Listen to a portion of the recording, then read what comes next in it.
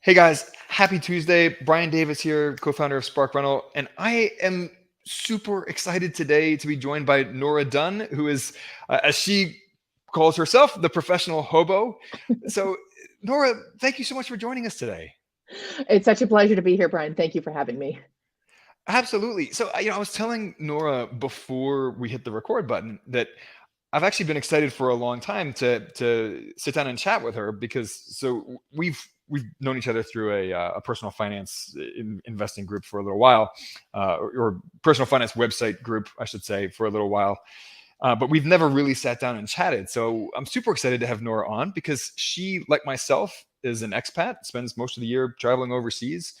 So today we get to talk to her about how she does that, how she affords this lifestyle, and how this all came about. So, Nora, first and foremost, how long have you been nomadic? How long have you been homeless, as it were? Proverbially homeless. Yes, I've been a Yeah, professional hobo, professional homeless person for 17 years now.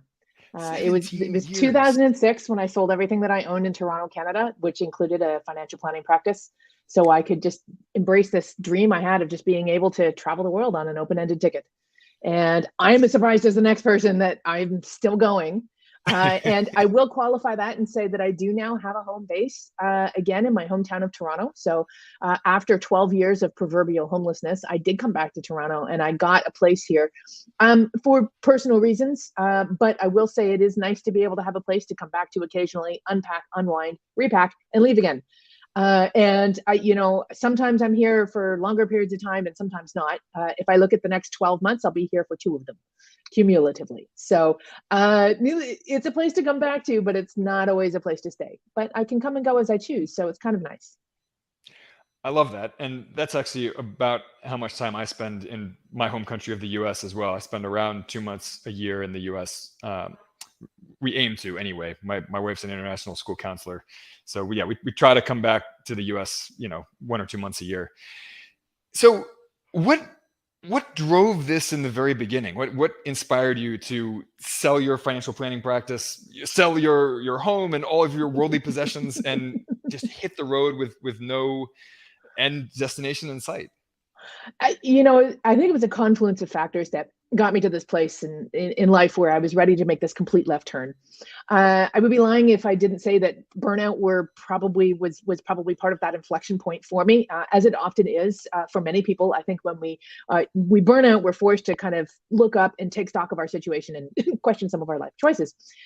And one of the things that had been kind of a narrative that had been happening in the back of my head for quite some time was this idea that, I had a lifelong dream of traveling the world long term in a culturally immersive way.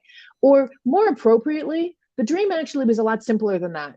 Really, it was just a dream of being able to crack the cultural code of countries around the world. Like, I wanted to get inside people's heads. I wanted to know how the children played. And this is why I call it a lifelong dream, because it was actually, I was around 9 years old when I watched this documentary about Europe. And I was like, I became obsessed with how the children played. Like, what games do they play? How do they? I don't understand anything that's happening in this documentary. I don't understand the language or the food or the way people are dressing or the architecture. How do the children play? And that little seed grew up with me. And then I wanted to know, how do the adults play? And where do you shop? What do you cook? What do you talk about around the dinner table? How do you operate? How do you live? And I tried multiple times with vacations to kind of get that inside scoop, but I was never anywhere long enough to really accomplish that, including my last ditch attempt at doing this on a vacation was I spent a month in South Africa. And I thought, I'm going for a month. I'm gonna be there for a whole month. Surely that is enough time for me to crack the code of the country. Which inevitably, if anyone has been to South Africa, you would know that was nowhere near enough time. Nowhere near enough time. It's a very nuanced country. But frankly, I would argue that any country would not be, a month would not be long enough to really crack the code such as it is. So that was when I realized I was turning 30. And I thought, am I prepared to put another 30 years into the traditional workforce, doing what I'm doing right now, waiting for retirement to live this dream?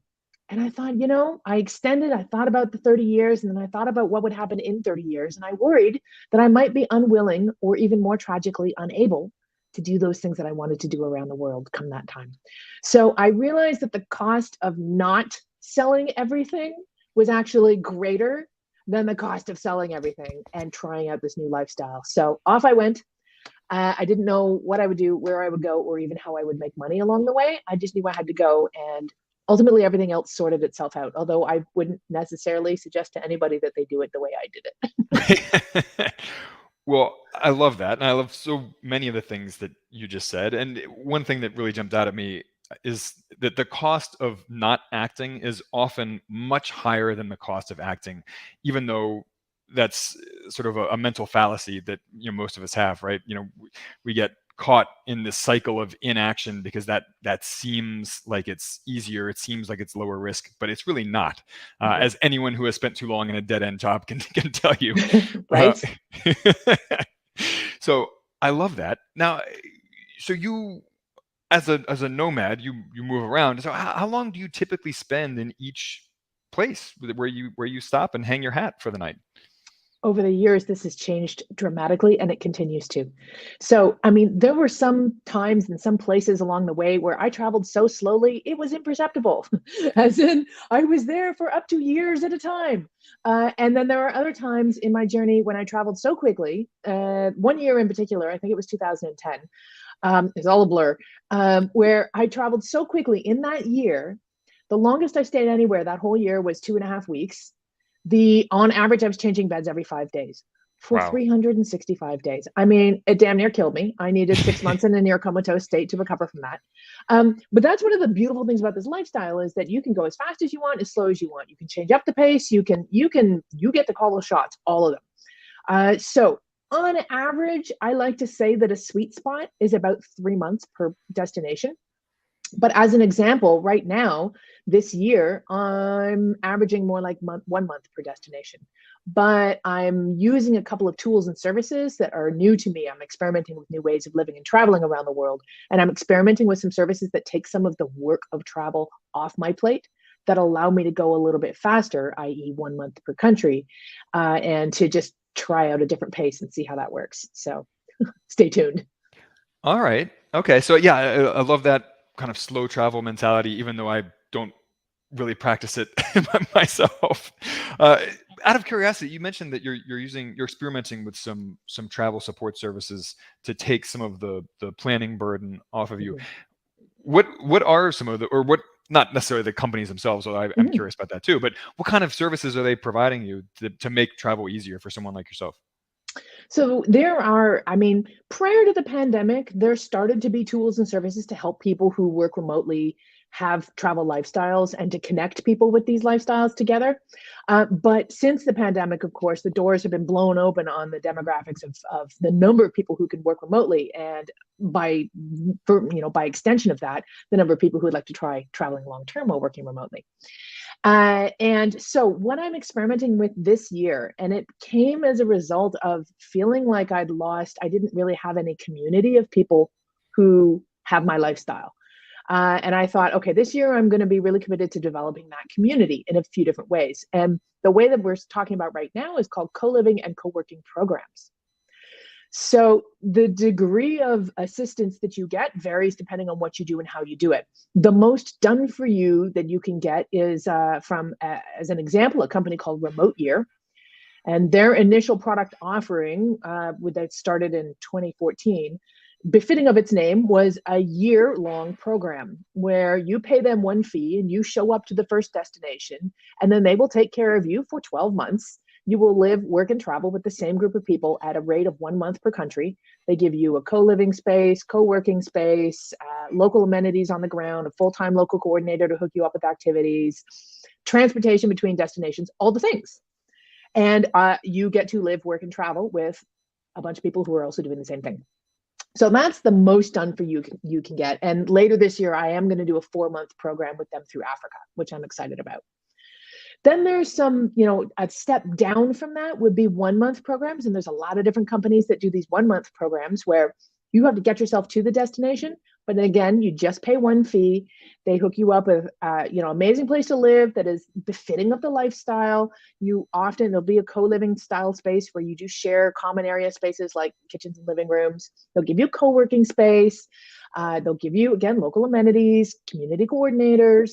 people who can help grease the wheels of helping you, again, have this community style experience of living and working in a new place. Now, just to stop, and I'm going to do that with in August or September, I'm going to be doing that in Estonia with a company called Hacker Paradise. Awesome. So I'm really excited about that. Now, the benefits of these are one of the things that people classically underestimate when they get into the travel lifestyle is the amount of work it takes just to, well, not only just to survive, but to even just the logistics thereof. Like, let's think of it. You've got to choose the country that you're going to be in. Then you've got to choose the city. Then you've got to find a neighborhood in that city where you want to stay that's going to be safe and have the amenities and things that you want to do. This is all before you even show up, right? Then you're going to find the actual accommodation within that neighborhood. Then you're going to make sure that there's going to be, fast internet so you can get your work done. Then hopefully there's a co-working space nearby. Then you got to book your transportation, your flights to get there. That is a monumental amount of work, and you haven't even shown up yet. Then you show up and you have to learn how to survive. Where do I buy my milk? How do I get my coffee? Where do I do my laundry? All of the daily tasks of life that we take for granted when we don't travel are a whole new world on the road. And it's half the fun as far as I'm concerned. But what people underestimate is the amount of time and energy, more specifically, it takes to do those things. So if you can outsource some, and let's not forget, we're working full time as well. We are not on vacation, right? That's the other major misconception about this lifestyle. Oh, you're on vacation. No, you need, a month is not a long time to be somewhere when you're working full time. When you work full time at home, how often do you go out and do something that could be considered the equivalent of a touristy activity? Right. Maybe once or twice a week. Right. So you need more time to actually discover that destination. So anyway, that tangent, sorry. I'm known for tangents.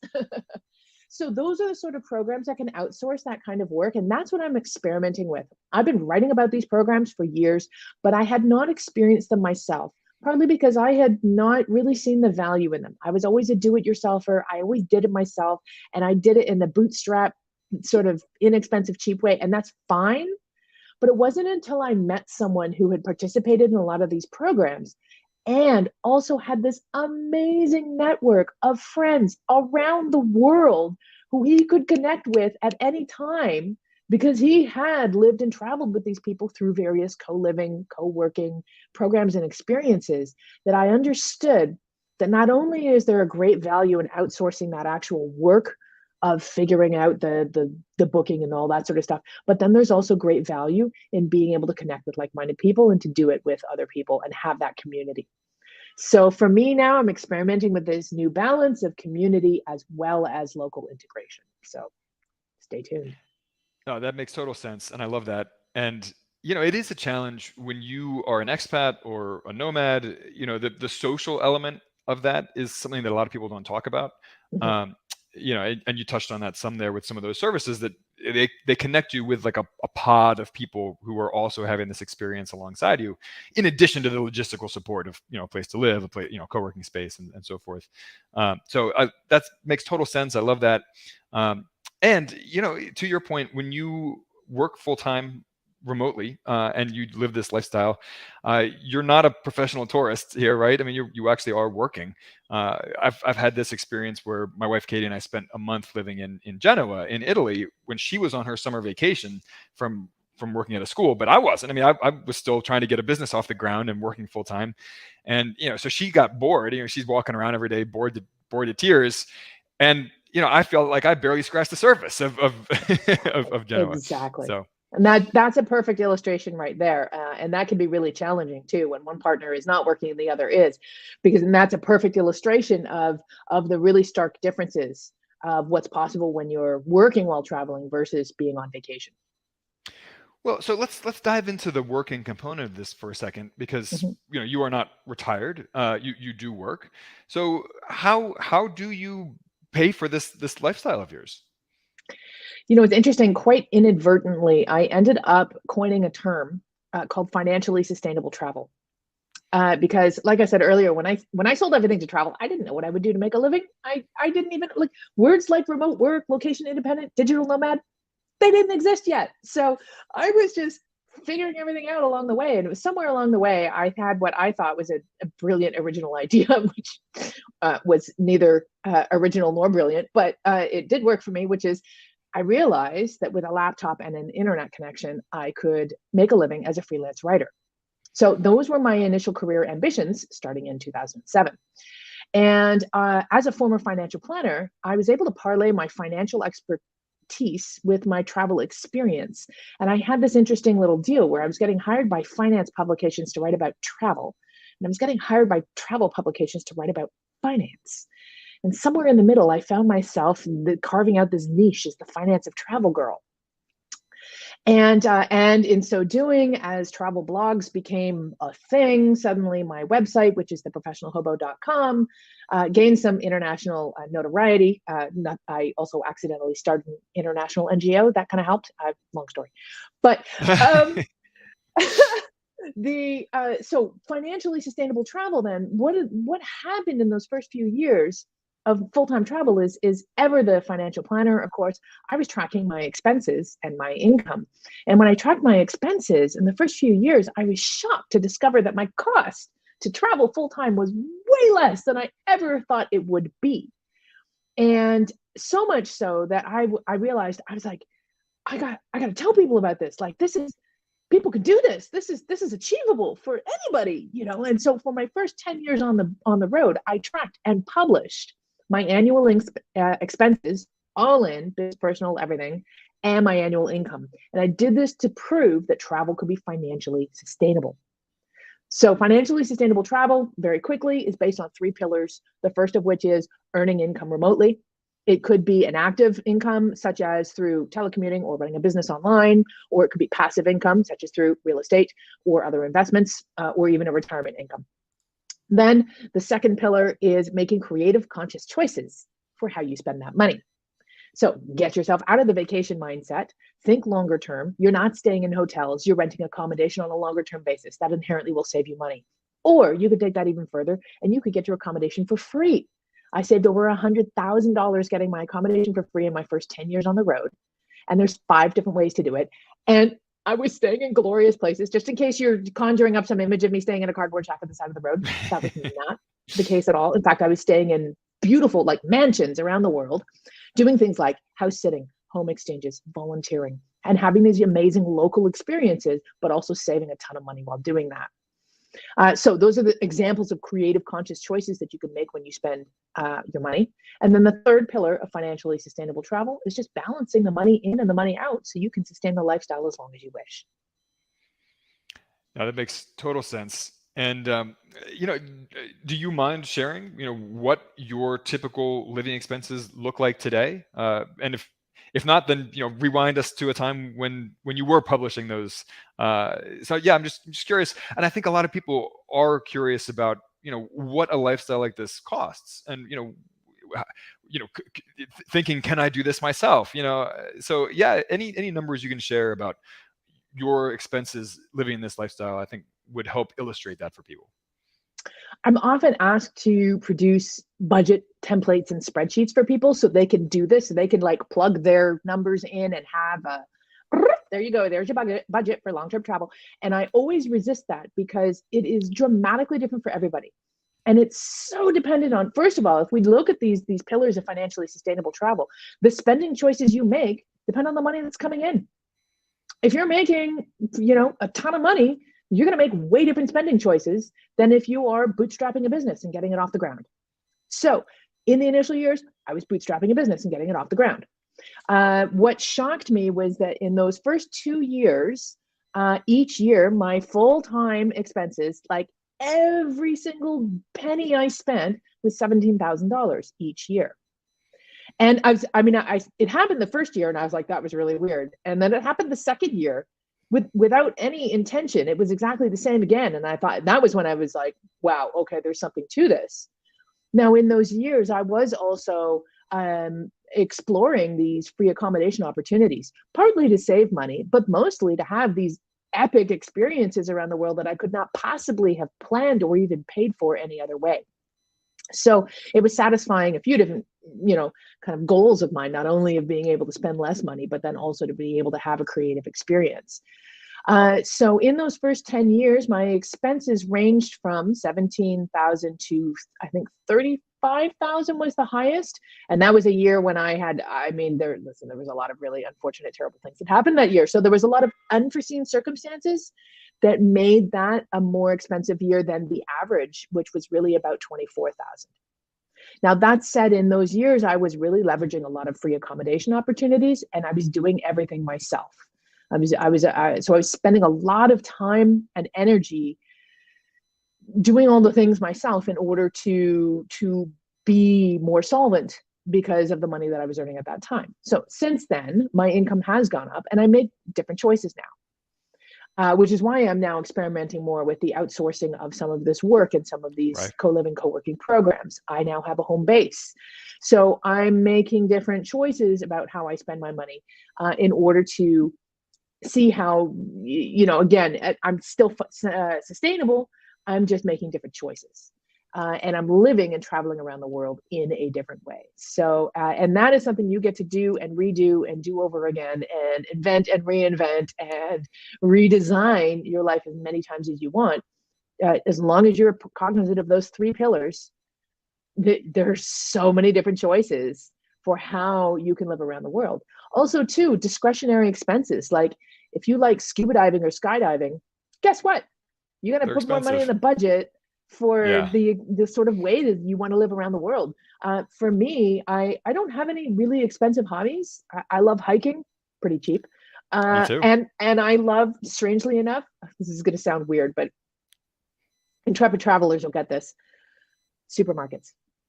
I could spend hours in supermarkets. I love it. It's the best cultural exploration you could imagine. Now, granted, I'm not going to be doing that all the time. That's not the only thing I do. But those are the examples of the sort of things that you can do and not spend a lot of money. My other thing that I really love is Latin dancing. So I will find Latin socials around the world.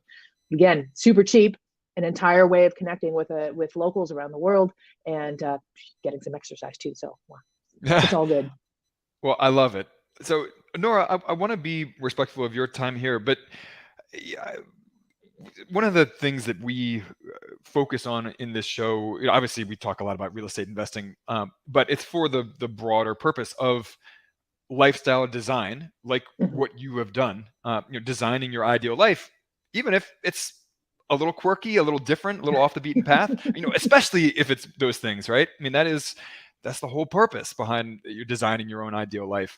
And even living that lifestyle without necessarily first reaching financial independence. And I love that you did design and create your ideal life long before reaching financial independence. I don't know if you have consider yourself to be financially independent at this point, but it illustrates that you can live your perfect life long before actually reaching that so-called finish line of financial independence. So I would love to hear any parting tips that you have for people, whether they are, financial and investing tips or travel tips or, lifestyle design tips, all of the above, any parting advice or tips for people out there who are intrigued by this idea, but, are a little hesitant to dive in head first. So I will say that from a financial planning perspective, it's interesting. I occasionally have like a reel or a video that will go viral about me talking about full-time travel. And, of course, one of the immediate assumptions that someone who doesn't know anything about me, who has just seen a 30-second reel about me, will make an assumption that I'm a trust fund baby or Right. Any one of these things. Right. The reality is I'm not, but I will say that, again, ever the financial planner, plan for your future, right? Take care of yourself. Make sure you are investing for your future. There's a common narrative for some reason in a lot of entrepreneurial digital nomad circles that, I'm just going to keep working for the rest of my life. And I say, no, you're not. Oh yeah, why not? And a friend of mine who's a travel writer actually uses that as an example. Oh, well, I mean, it's not like writing is all that difficult. Why wouldn't I just keep working through to retirement? And I'm like, because your brain is not working as well as you age. It's a fact. You're not going to be able to keep up, mentally, but even technologically with someone who's 30, 40, 50 years younger than you. So I watch it happen, like you are eventually going to just not have the sort of energy. So make sure that you financially plan for your future, while you're busy living this amazing present day lifestyle. I was lucky in that I was 30 when I took off to travel full time. So that means that in my 20s, I saved and invested aggressively for my retirement. And so I had a decent portfolio that I just invested and basically bomb-proofed the portfolio and ignored it, knowing that there were enough compounding periods between then and when I might need that money in retirement that basically is my nest egg. Having said that, I also continue to monitor it and make sure that it is still doing what it needs to be doing. And I continue to invest more money every year in different ways and forms. So it's definitely important to it's not a laissez-faire. I mean, it is a laissez-faire lifestyle for some people, but it is not necessarily so. And all kinds of people will embark on this lifestyle, and it does not need to come at the expense of your financial future. In fact, I would argue that it should not. Well, I love that. And I wholeheartedly agree that you can live a lifestyle by your own design without it costing an arm and a leg. And you can ditch that high stress job that is burning you out, again, without living like a pauper. You can go out and have. Exactly. Yeah, exactly. So on that note, we will, of course, put a link to the professionalhobo.com in the show notes and in the comments. How else can people connect with you if they want to learn more about what you're up to and tips for a more intentional lifestyle? Well, the professionalhobo.com is certainly one of my main home bases. And actually, I am offering anyone who's watching this a free gift. It's a checklist of 10 things to do before you travel long term. And this is going to give you some of the guts of what you need to think about and prepare in advance of your travels so you can hit the road stress-free and know that everything is arranged and going to be fine in your absence. So all you have to do is go to the professionalhobo.com/free gift, and that will be waiting for you. I also have a pretty active YouTube channel with a series called Travel Smart in Style and a lot of gear and reviews of products and services that can be helpful in the remote work lifestyle as well. So if you go to YouTube and search for Nora Dunn, you will find me there as well. Well, Nora, thank you so much for coming on today. I love these kinds of conversations, and I hope that one day our paths will cross out in the world somewhere. Wouldn't that be amazing? I hope so as well. All right, guys. Well, we will see you next Tuesday. So stay in touch. Shoot us an email at support@sparkrental.com. Let us know what you want to hear about.